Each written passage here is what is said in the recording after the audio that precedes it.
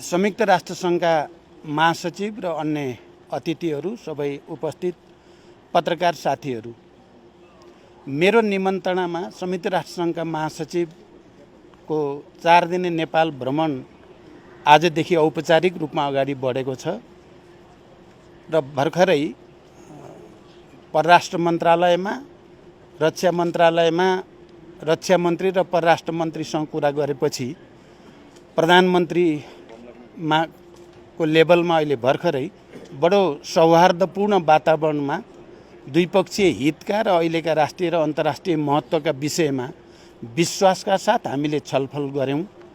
मुख्य रूपमा हाम्रो क्लाइमेट चेन्ज, मौसम परिवर्तनसँग सम्बन्धित विषयमा हामीले गम्भीर रूपले चर्चा गर्यौं र नेपालमा त्यसको जो परिणाम चाहिँ नकारात्मक परिणाम छ त्यसलाई कम गर्नको लागि अन्तर्राष्ट्रिय समुदाय, मुख्यतः संयुक्त राष्ट्रसङ्घको महासचिवको हैसियतले उहाँले खेलेको भूमिकाको हामीले उच्च प्रशंसा गर्यौं र आउने दिनमा अझ ठुलो सहयोगको अपेक्षा हामीले गर्यौं। त्यसैगरी नेपालको शान्ति प्रक्रिया, यो ट्रान्जिसनल जस्टिस अन्तर्गत जो अन्तिम चरणमा छ, त्यसलाई टुङ्गोमा पुर्याउन पनि अन्तर्राष्ट्रिय समुदाय र संयुक्त राष्ट्रसङ्घको महासचिवको हैसियतले उहाँको महत्त्वपूर्ण भूमिका हुने कुरा पनि हामीले गर्यौं।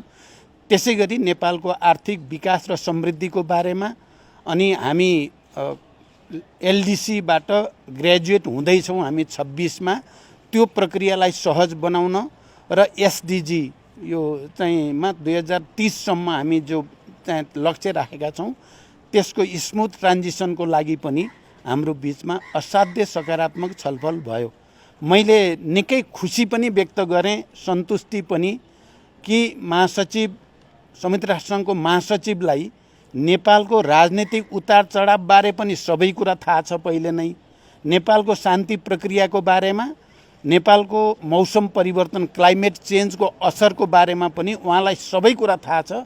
धेरै भन्नै नपर्ने गरी उहाँले नै नेपालको हितमा र अनि नेपालले शान्ति सेनाको रूपमा विश्व शान्तिको निम्ति खेलेको भूमिका, नेपाली सेना, नेपालको पुलिसले उहाँले मुक्त कण्ठले प्रशंसा गर्नुभयो। हामीले पनि त्यसमा हामीले गरेको योगदान अनुसार फिल्डमा पनि र हेडक्वार्टरमा पनि त्यसको उचित सम्मान होस् भन्ने कुरा पनि हामीले राख्यौं र निकै नै सौहार्दपूर्ण र विश्वासको वातावरणमा हाम्रा कुरा भए र आउने दिनमा यो भ्रमणपछि राष्ट्रसङ्घ र नेपालको बीचमा र अन्तर्राष्ट्रिय समुदायसँग हाम्रो सम्बन्धलाई सहजीकरण गर्न पनि महत्त्वपूर्ण भूमिका खेल्ने विश्वास हामीले व्यक्त गरेका छौँ। Thank you.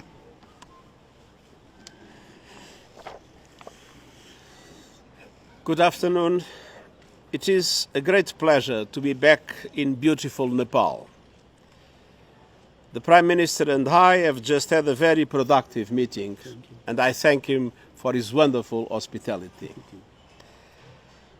Indeed, the warm welcome I received in Nepal is something I will never forget. We are living in difficult and tense times. I know that even though the conflict in the Middle East is thousands of miles away, it has hit very close to home for the people of Nepal. I extend my deepest condolences to the families of the 10 Nepalese students killed in the terror attacks by Hamas in Israel on 7 October, and my best wishes for the safe return of Mr. Bipin Joshi, who is missing. I have just arrived here from Qatar, and I will continue to insist on the immediate and unconditional release of all the hostages in Gaza. And I repeat my utter condemnation of the appalling attacks perpetrated by Hamas. There is no justification ever for the killing, injuring, and abduction of civilians. The situation in Gaza is growing more desperate by the hour. I regret that instead of a critically needed humanitarian pause supported by the international community, Israel has intensified its military operations. The number of civilians who have been killed and injured is totally unacceptable. All parties must respect their obligations under international humanitarian law. That law emerged from the tragedy and awful experiences of war. I've always been consistent in my call for strict compliance of the well-established principles and rule of international humanitarian law. The protection of civilians is paramount. The laws of war establish clear rules to protect human life and respect humanitarian concerns. Those laws cannot be contorted for the sake of expedience. The world is witnessing a humanitarian catastrophe taking place before our eyes. More than 2 million people with nowhere safe to go are being denied the essentials for life: food, water, shelter, and medical care, while being subjected to relentless bombardment. I urge all those with responsibility to step back from the brink. And I reiterate my appeal for an immediate humanitarian ceasefire, the unconditional release of all hostages, and the delivery of a sustained humanitarian relief at a scale that meets the needs of the people of Gaza. We must join forces to end this nightmare for the people of Gaza, Israel, and all those affected around the world, including here in Nepal. Ladies and gentlemen, I'm here in Kathmandu to strengthen the deep friendship and cooperation between Nepal and the United Nations. Nepal has a long and proud tradition of championing peace and multilateralism. And the United Nations is usually grateful to Nepal for your support for multilateral solutions, backed up by the enormous contribution you make to peacekeeping missions around the world. Nepal progress over the past 20 years has been astonishing. You have become a republic, established peace, and surround yourselves behind the Sustainable Development Goals and climate action. And there is more to come. The next few years will be decisive as Nepal prepares to graduate from least developed country status and as it embarks on the final stages of the peace process with transitional justice. Transitional justice must help to bring peace to victims, families, and communities. And the United Nations stands ready to support Nepal to develop a process that meets international standards, the Supreme Court's rulings, and the needs of victims, and to put it into practice.